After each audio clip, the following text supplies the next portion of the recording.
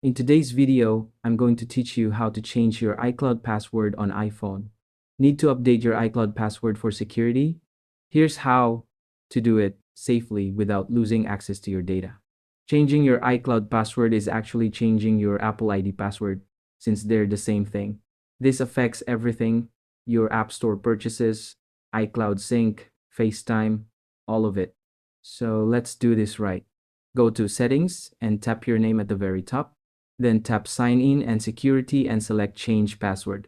You'll need to enter your current passcode first. This is your iPhone unlock code, not your Apple ID password. Now you'll be prompted to enter your current Apple ID password, then create a new one.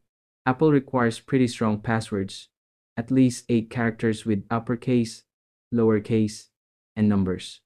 Make it something you'll remember but others can't guess. Here's something important. After changing your password, you might get signed out of some apps and services. This is normal and expected. You'll need to sign back into things like the App Store, iCloud, and any third-party apps that use your Apple ID. If you're part of a family sharing group, changing your password won't affect other family members, but you might need to reauthorize some shared purchases or subscriptions. For security, consider enabling two-factor authentication if you haven't already.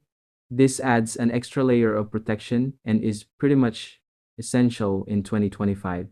Thanks for watching.